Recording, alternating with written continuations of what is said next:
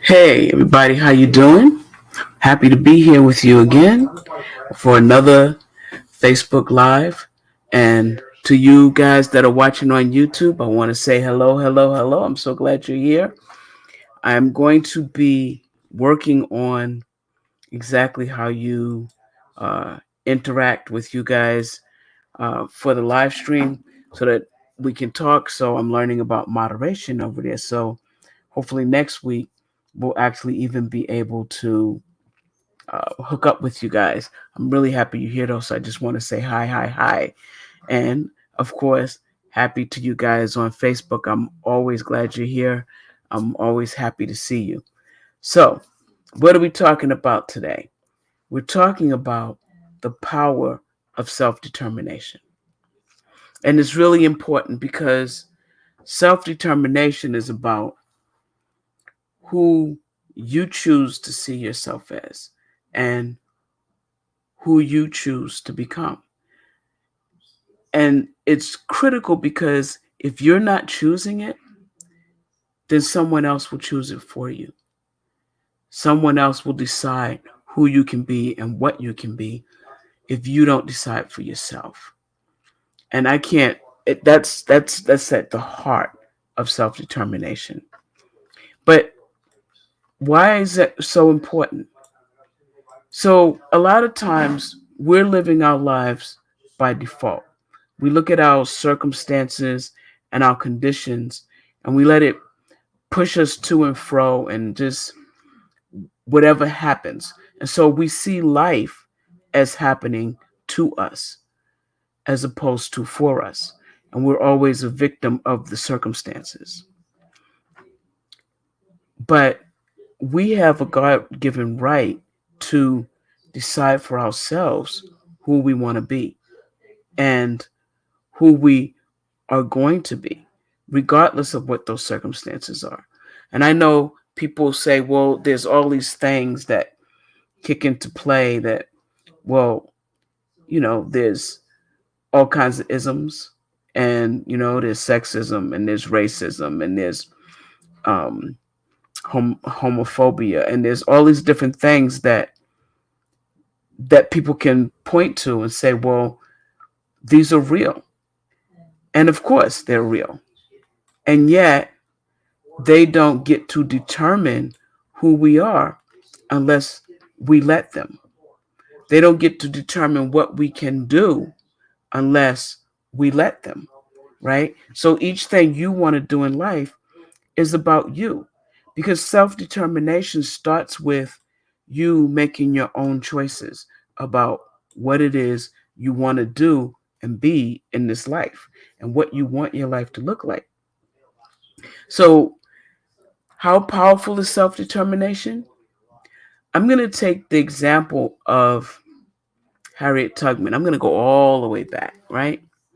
Harriet Tubman lived in a time where her circumstances and conditions where she was enslaved, and the law said she belonged to a person, to these people that had purchased her, right? And so that was her circumstances. Her choice was she had the right to be free, that no one had the right to own her, and she was going to be free. And so, even though her circumstances said something else, even though the conditions that she was in said something else, what she became was a free woman. What she became was not only a free woman, but someone that helped other people become free women and men. Because for her, she had the God given right to be free. And she was going to live that. Yes, she was amazing. I agree. Amazing woman. And you can't get in a more dire predicament. If I go forward and um if I look at Nelson Mandela, Nelson Mandela was kept in a little cage for decades. And yet he walked out of there not full of hate, not full of anger and resentment, not looking for revenge. He walked out of there and forgave. I'm not sure, Fran, but I'm glad you're here. I'm not sure why you're not showing up as you, but we'll figure that out. I'm glad you're here, though. He walked out of that prison forgiving his tormentors. And when he became elected president, worked with them to change the nature of his country because he decided who he was. He decided he was not someone who was vengeful and full of hate. So it was not what was expected because when he became president, the people that had been there already working on staff assumed they were all going to be fired because they assumed who he was. And he said, no, this is not who I am. We all get to choose who we're going to be and how we're going to be it. That's our choice. And once we make that, then we have to take the determination to move forward to make those things happen. To say, okay, I've decided I'm going to be a business owner. No one I know is a business owner, but I'm going to be a business owner. I'm going to do that by finding people and groups that have people that have business owners in it, that have women business owners in it. And I'm going to learn from them and I'm going to build a business and I'm going to become a business owner. Now, you could stay stuck where you are. You could say, well, this is not what I'm supposed to do. But self-determination is about you choosing what you want to be, you choosing how you want to go and where you want to go and steering your life in the direction that you want. And self-determination is powerful because when you're determined to do something, no one can stop you from doing it. In fact, anything you truly decide is what you want to become and be, the only person that can stop you is you. And that's pretty powerful. So, how do we do that? How do we get to leaning into the power of self-determination, right? How do we begin to do that? Because you have to take initiative, right? Life favors the proactive. And it's the self-determined individuals that seize the opportunities. So how do you start to take initiative in your life? How do you choose to move forward and not be buffeted by whatever life throws at you? Because no matter what life is throwing at you, you always have the choice of how to react to it, right? And sometimes that's hard. Sometimes that's way easier said than done. But you always have the choice of how to react to what's being thrown at you in terms of moving forward.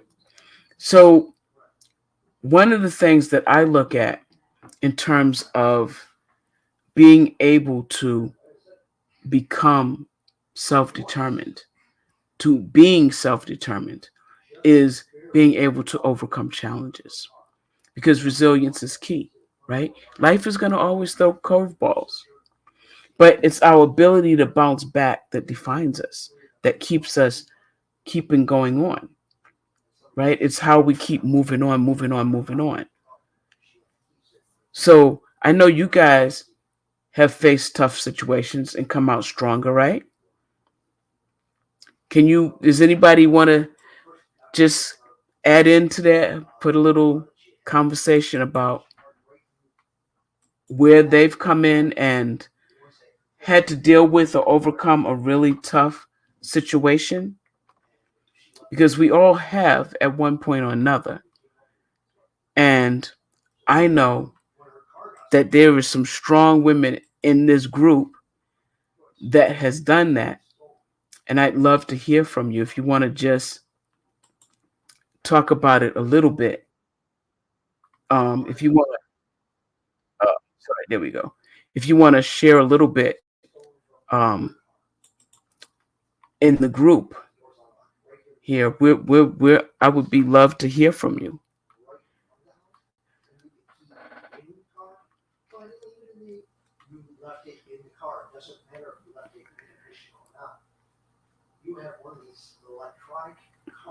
Yes, yes, yes. There we go.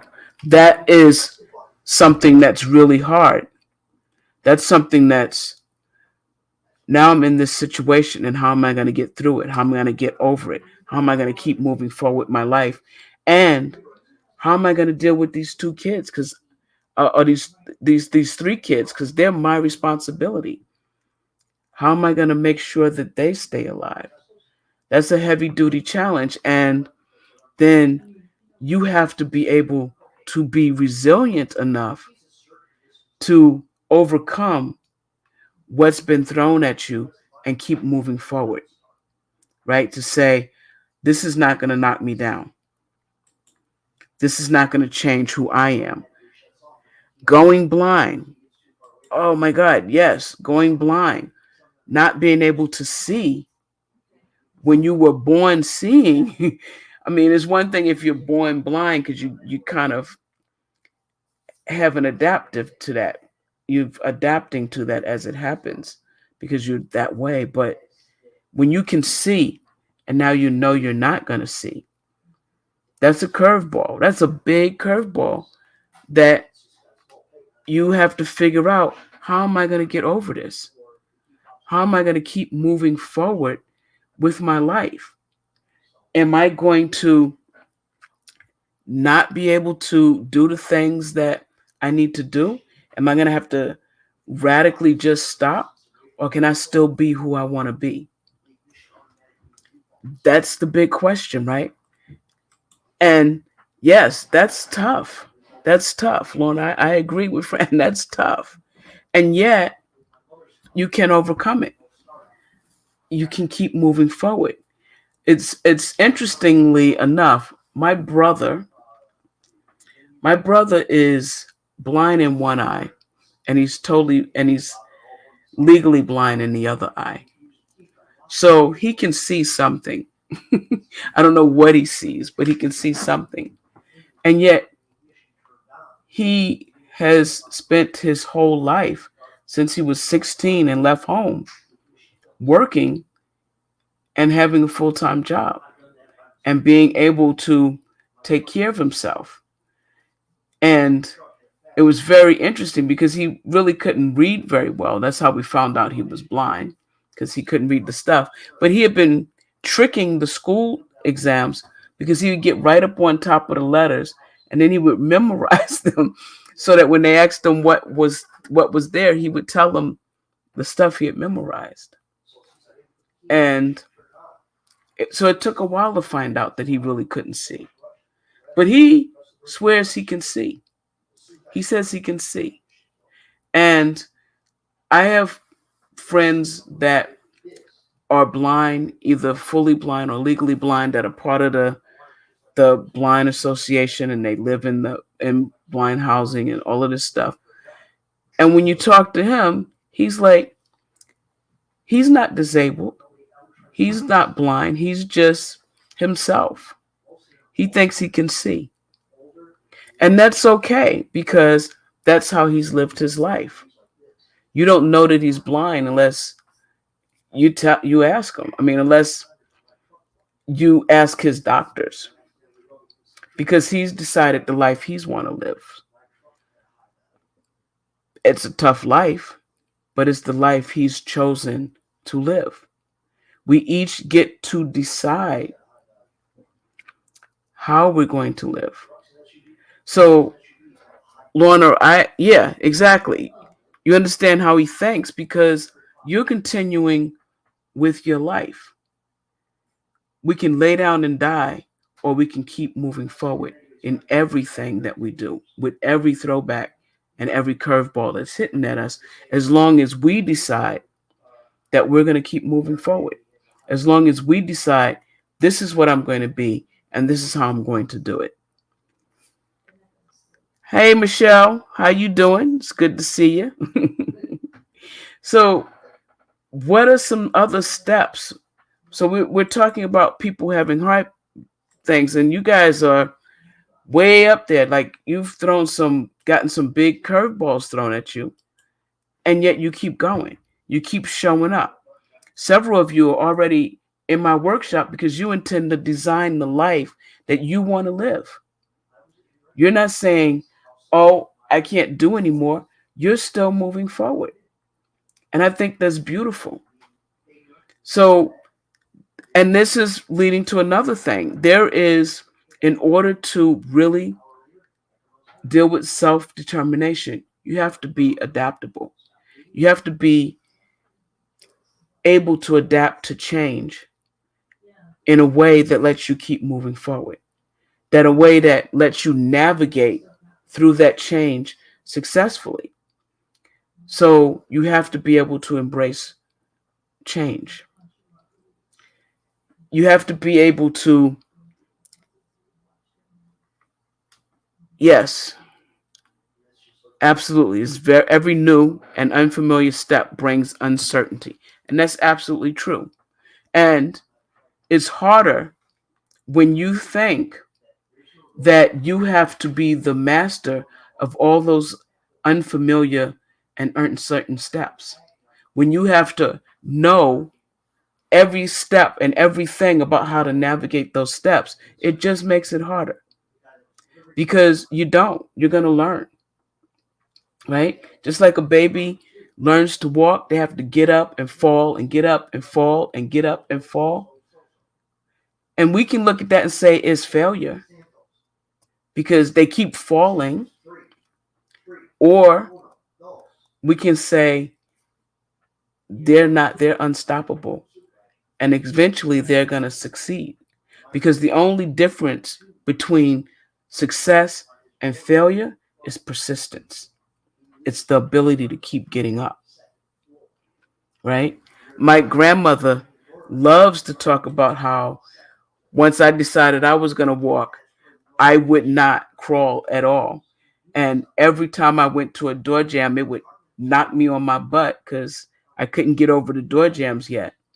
But as soon as fell over the door jam, I would stand up and walk again because I was determined I was going to walk. When we decide to have that same determination about whatever it is we want to do, we get there. And it doesn't matter what else comes at us in the process, we still get there. We get there because we're destined to, because we've decided that's where we're getting to. And so we can then do every single thing we need to just keep moving forward. And so one of the things that's important to do is take time for self-reflection as you're going through this so that you can see where you need to adapt, so you can see how to get yourself back up, so that you can see your success steps, so you can see where the gratitude is because grace helped you through that part. It's like a compass that guides us toward our true desires and values. So when you deal with self-reflection, you really, really learn more about you and what you want. So then when you set your determination, when you set your goal and say, well, this is the thing I'm going after, it's from you. It's based on your values, your heart, your ethics, your belief system. And there's no way for you not to get there, right? And of course, you need a support system. I'm always going to say you need a support system because none of us are an island and none of us do anything all by ourselves with no other help from anyone else. It just never works that way. Does that make sense to you guys? Are you still with me? Am I making sense? Cool. Yes. Okay. So one of the things is just set clear, achievable goals, figure out what it is you want to do, and then break down the larger goals into smaller, manageable tasks so they're not overwhelming. And then you can celebrate small big victories because we don't celebrate our little victories half the time. But celebrating your victories brings more into your life, right? Because we attract what we're focused on. And so every time we can celebrate some little victory, we're bringing more of that victory mindset and energy into our lives. So break them down, celebrate the small victories, and take initiative. Identify the areas where you can lead rather than follow. Embrace challenges as opportunities for growth. When you get facing a difficulty, view it as a chance to learn and improve. Cultivate a can do attitude. And most of all, believe in your ability to influence and shape your circumstances because you do. You absolutely do. You can shape your life the way you want it to be. And so I hope that this helped. I'm going to share one more story about circumstances and conditions. Um, as many of you know, I came out back in the 70s before gay was popular or even accepted. I grew up in the 60s where it was just not. And when I when they finally started turning the tables, um, back in the early 90s, they were going to bring these lawsuits to help gay couples get better um, better benefits. They were going to, for health insurance and life insurance and more equity in how things went. And so some people called me because they identified me as a proactive person. And they asked me, would I be the face of this lawsuit? And I said, sure. They were going to do it pro bono and would I do it? And I said, okay. And so they said, all right, so now we got to figure out what we're going to sue on. What about health insurance? I said, oh, I have health insurance for me and my family. And they were like, what? I said, yeah, my job covers me and my wife and my kid. Oh, okay. Well, what about the everything they said? I had that because I was determined that I was going to have that. And my mindset helped me influence my circumstances so that I was in positions and places that gave me that. So I knew many, many, many people who didn't have any of that, but I wasn't willing to not have it. I was determined that my family was going to be treated like any other family because that was what I wanted for my life. And so when my mindset was set a certain way, my circumstances and my conditions conformed around it.